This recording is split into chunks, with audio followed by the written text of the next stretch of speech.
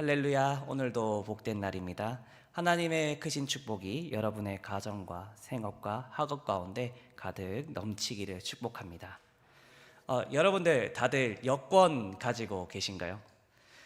오랜만에 여권을 만들었던 분들은 한창 이제 초록색 여권을 가지고 계시다가 다 파란색 여권으로 바뀌었을 겁니다. 최근 인도 선교를 준비하면서 이 여권을 다시 꺼내보게 되었는데요. 우리는 이렇게 자신을 증명하기 위해서는 국내에서는 주민등록증을 사용하긴 하지만은 해외에 나가서는 이 여권을 보여줌으로 내가 대한민국 국민이다라는 것을 보여주곤 합니다. 대부분 여기 앉아 계신 분들이, 그리고 또 영상으로 또 새벽 기도를 드리는 분들이 여권, 대한민국 여권을 가지고 있을 겁니다. 그런데 혹시 여러분, 대한민국 여권 말고 또 다른 여권을 가지고 계신 분들이 있을까요? 다른 여권이 있는 분들을 이중국적자라고 우리는 이야기하는데요. 우리는 또 다른 여권을 가지고 있지 않더라도 또 다른 국적이 있습니다. 그러나 우리의 시민권은 하늘에 있는지라 거기로부터 구원하는 자 곧 예수 그리스도를 기다리노니. 빌립보서 3장 20절의 말씀입니다. 우리가 모두가 하나님 나라의 국적을 가진 하나님의 시민인 줄 믿습니다. 우리는 이중 국적을 가지고 있기 때문에 이중적 통치를 받고 있습니다.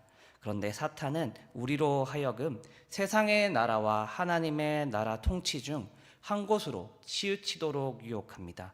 특히 하나님의 나라에 집중하려고 하면은 세상과 담을 쌓고 국가의 통치를 거부해야 한다라고 속이기도 합니다. 우리가 이 사탄의 유혹에 속지 않기 위해서는 오늘 말씀을 통해서 하나님 나라의 시민으로서 어떤 자세를 가져야 하는지 함께 살펴보려고 합니다. 먼저 첫째로는 하나님의 나라의 시민은 국가의 통치를 인정해야만 합니다. 예수님께서는 바리새인들과 헤롯 당원들에게 간교한 질문을 들으십니다.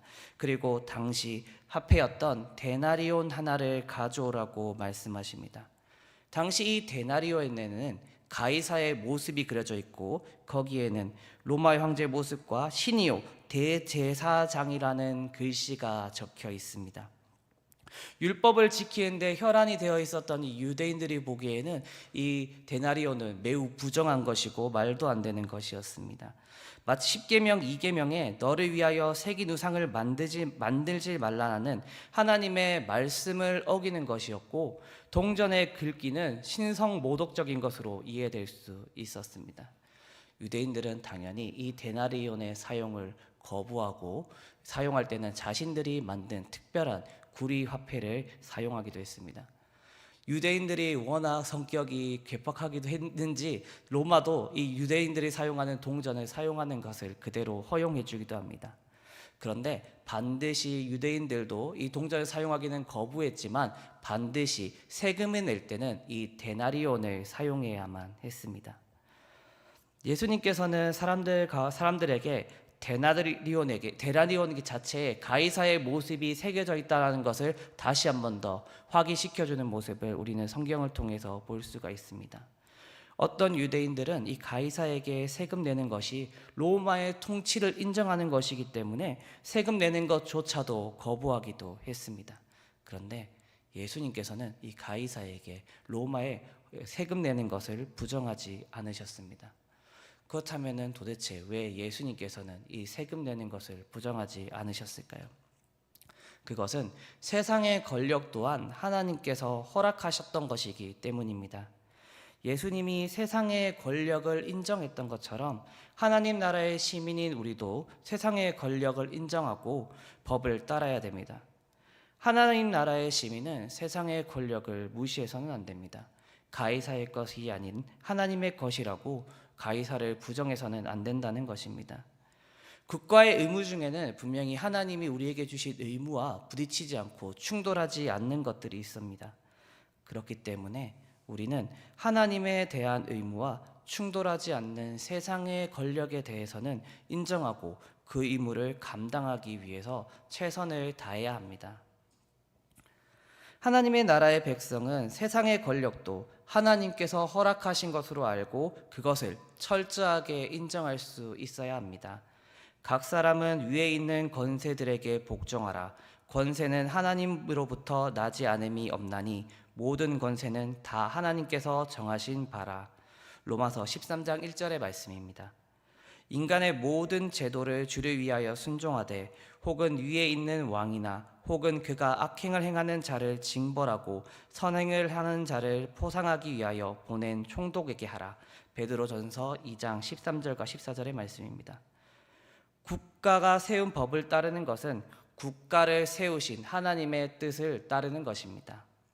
국가가 하나님의 뜻을 거스르는 방향으로 가지 않는 한 우리는 한 국가의 구성원으로서 국가에 대해서 충성을 다해야 될 의무가 있습니다.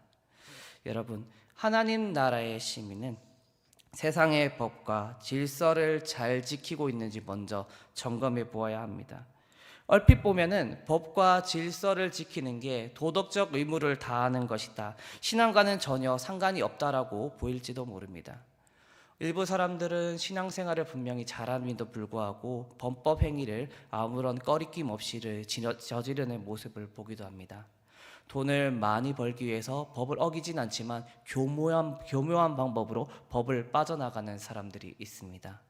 그리고 세금을 내지 않기 위해서 이중정부를 쓰는 사람들도 있습니다. 그런데 여러분, 우리가 주의해야 될 것은 하나님 나라의 시민은 세상 사람들보다 법과 질서를, 도덕적 의무를 더 잘 지켜야 한다는 것입니다. 그래서 세상으로부터 인정과 칭찬을 받아야 합니다. 이 인정과 칭찬이 자기 만족을 위한 인정과 칭찬이 아닙니다. 예수 그리스도를 믿는 사람들이 법 없이도 사는 사람이라고 세상으로부터 칭찬을 받을 수 있어야 합니다. 그것이 하나님께서 원하시는 세상의 빛으로서 하나님 나라의 시민으로서 살아가는 사람입니다. 둘째로는 우리는 하나님 나라의 시민으로서 균형을 잘 맞추어야 합니다. 가이사의 형상이 새겨진 돈을 사용한다는 것은 세상의 권위를 인정한다는 뜻이었습니다. 예수님께서는 몸소 이 데나리온을 사용하여서 세금을 내며 가이사에게 세금을 내야 한다는 의무가 있다는 것을 인정하셨습니다. 그래서 가이사의 것은 가이사에게 주라고 선언하셨다는 것입니다. 그러나 예수님의 말씀은 거기서 끝나지 않습니다. 가이사의 권위를 인정하는 동시에 하나님의 것은 하나님께 바쳐야 한다라고 말씀하셨습니다. 세상의 그 어떤 권위와 국가가 침범할 수 없는 하나님의 영역이 분명히 존재함을 우리는 알아야 됩니다. 하나님께서는 이 교회를 통해서 일하시는 특별한 영역이 분명히 존재합니다. 열심당원들이 로마에 세금을 내지 않았던 것은 하나님께 대한 충성이 있었기 때문입니다. 그러나 세금을 내지 않는 문제 때문에 이 열심당원들은 로마의 골칫덩이기도 했고 국가와 많은 충돌을 야기하기도 했습니다. 우리는 국가와 교회의 영역이 충돌하지 않게 하기 위해서 세상의 권위가 무엇을 위해 존재하는지 먼저 알아야 합니다.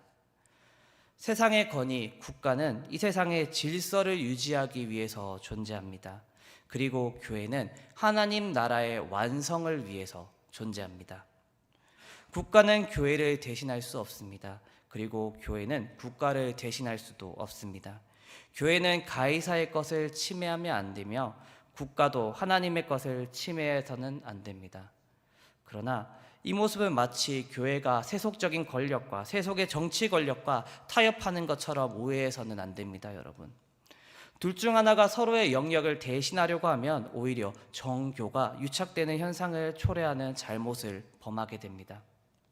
종교개혁이 일어나기 전에 중세교회가 비난받았던 이유 중에 하나가 바로 중세교회가 교황의 권위라는 이름 아래서 국가의 권력을 자신 아래에 두려고 했기 때문입니다.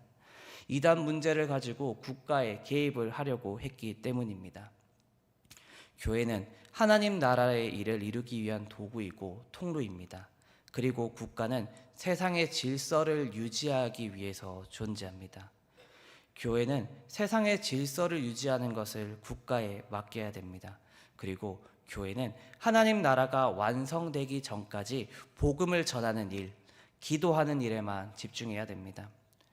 교회의 존재의 이유가 무엇이겠습니까, 여러분? 우리가 세상의 질서와 정의에 대해서 무감각해져서는 분명히 안 됩니다. 교회는 세상의 질서와 정의를 위해서 존재하지는 않습니다. 왜냐하면 교회의 주된 사역이 세상의 질서와 정의를 유지하는 것이 아니기 때문입니다. 교회는 세상의 나라를 세워가기 위해 존재하는 것이 아닙니다. 세상의 나라는 국가가 세워지도록 하고 교회는 국가를 위해서 끊임없이 기도하는 것이 우리의 역할입니다.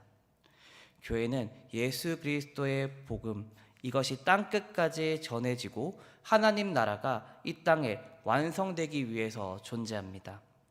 교회는 사회사업이나 정치보다 복음 안에 거하고 복음을 함께 전하는 일에 집중할 수 있어야 합니다. 예수님은 거룩함과 세속에 대해서 엄격하게 구별을 요구하지는 않습니다. 오히려 거룩함에 대한 절대적인 요구 안에서, 거룩함 안에서 세속이 적절한 위치를 찾을 수 있기를 원하셨습니다. 예수님의 이야기를 들은 바리새인들과 헤롯 당원들도 예수님의 대답에 놀라웠다고 표현할 만큼 예수님의 대답은 정답이고 옳은 대답이었습니다. 여러분, 셋째로 하나님의 시민들은 말씀을 바르게 이해해야 합니다. 오늘 24절의 말씀입니다. 예수께서 이르시되 너희가 성경도 하나님의 능력도 알지 못함으로 오해함이 아니냐. 바리새인과 헤롯 당원들의 질문이 끝나고 난 후에 사두개인들이 와서 예수님께 부활에 대해서 물었습니다. 사두개인들은 율법을 중시했습니다. 특히 모세의 오경을 중시했는데요. 그곳에서 부활과 천사에 대한 이야기는 믿지 않았습니다. 이들 중 많은 사람들이 제사장이었기 때문에 공회에서 상당한 영향력이 있었던 사람들이었습니다. 그럼에도 불구하고 그들은 성경의 진정한 뜻을 깨닫지도 못하고 말씀 가운데 계신 하나님의 능력을 발견하지 못하였습니다. 그들은 부활에 관한 성경의 말씀을 알지 못했고 죽은 자를 다시 살리시는 창조주 하나님의 능력에 대해서 알지 못했습니다. 그들은 예수님께 신명기 25장 5절에서 6절에 나타난 형이 죽으면 다른 형제가 아내로 삼으라는 형사 취수 제도를 말하면서 예수님을 시험하였습니다. 말씀을 가지고 예수님을 시험한 것입니다. 예수님께서는 이 사두개인들에게 어떻게 반응을 하셨을까요? 출애굽기 3장 6절의 말씀으로 그들이 잘못된 오류를 가지고 있다라고 분명하게 말씀하셨습니다. 26절에 아브라함, 이삭, 야곱의 하나님으로 선포하며 27절에 산자의 하나님이란 말씀으로 그들에게 죽은 자에게 생명이 있다, 부활이 있다라는 말씀을 분명히 전해 주셨습니다. 사두개인들은 인간의 경험을 넘어서 역사하시는 하나님을 받아들이지 못합니다. 자신들이 본 것, 자신들이 경험한 것, 자신의 머리로만 이해할 수 있는 사실에 대해서만 인정하는 모습입니다. 마치 이 모습은 세상을 살아가는 사람들의 모습과 동일하기도 합니다. 만약 사두개인들이 성경을 올바르게 알고 있었다면 그들이 원하는 구절, 그들이 마음속에 품은 구절뿐만 아니라 성경 전체를 잘 알고 있었다면 이 부활에 관한 하나님의 말씀을 부정하지는 않았을 것입니다. 우리는 하나님의 능력을 나의 경험에서, 나의 능력 안에서, 나의 좁은 시야 안에서 하나님의 능력을 제한해서는 안 됩니다. 하나님은 십자가에서 죽으신 예수 그리스도를 다시 살리시는 모습을 우리는 분명히 보았습니다. 그리고 그를 통해서 우리에게 생명을 주셨습니다. 사람의 머리로 이해해서는 도저히 사람이 살아난다는 사실은 이해할 수 없는 사실입니다. 그러나 우리가 우리의 시각과 우리의 한계를 뛰어넘어 그 말씀 속에 살아계신 하나님을 볼 때에 하나님께서 놀라운 일을 이루어 가시는 것을 분명히 경험할 수 있습니다. 하나님의 시민은 사두개인들처럼 성경을 오해하지 않기 위해서는 인간의 경험에 넘어 역사하시는 하나님을 경험하기 위해서는 성경의 말씀을 먼저 바르게 이해할 수 있어야 됩니다.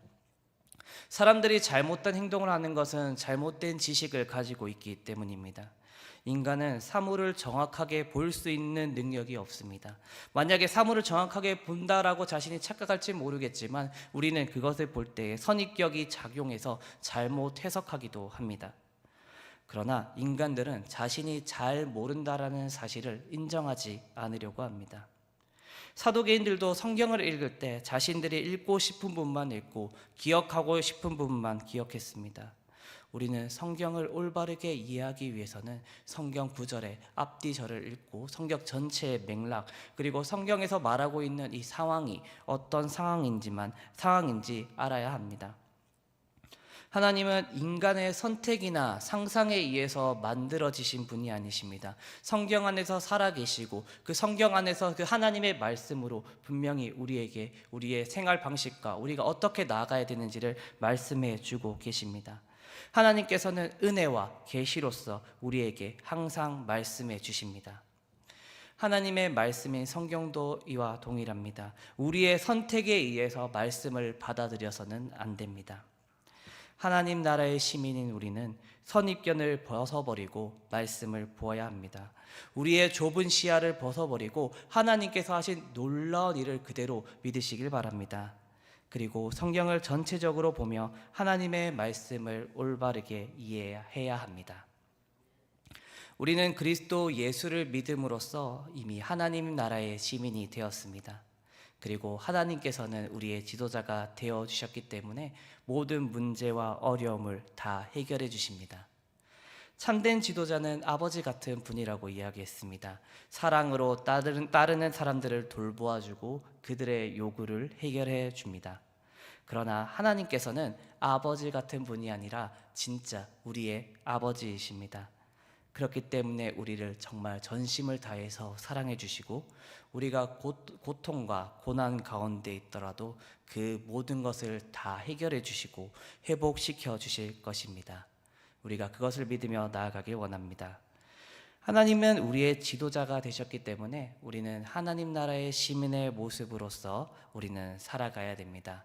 하나님 나라의 시민으로서 우리는 구원을 받은 은혜를 입었지만 동시에 하나님 나라의 시민으로서 자세를 갖추어야 합니다. 가이사의 것은 가이사에게, 하나님의 것은 하나님에게라는 말씀을 기억하면서 하나님의 부어주신 권위를 인정하여 세상과 균형을 잘 이루어내고 세상의 빛으로서의 역할을 잘 감당하시기를 바랍니다. 그리고 무엇보다 세상과의 균형을 잘 이어가기 위해서 하나님의 말씀을 올바르게 잘 해석하길 원합니다. 그를 위해서 우리가 성경을 조금 더 가까이 하고 하나님께 기도함을 통해서 하나님께 응답받는 삶을 살기를 원합니다. 기도하겠습니다. 하나님 감사합니다. 우리 가운데 임하여 주시고 우리를 하나님 나라의 시민으로 불러주시니 감사합니다. 우리가 하나님 나라의 시민으로서 올바른 자세를 가지고 나아가는 거룩한 힌돌교회 성도들 될 수 있도록 도와주시옵소서. 살아계신 우리 주 예수 그리스도의 이름으로 기도드립니다.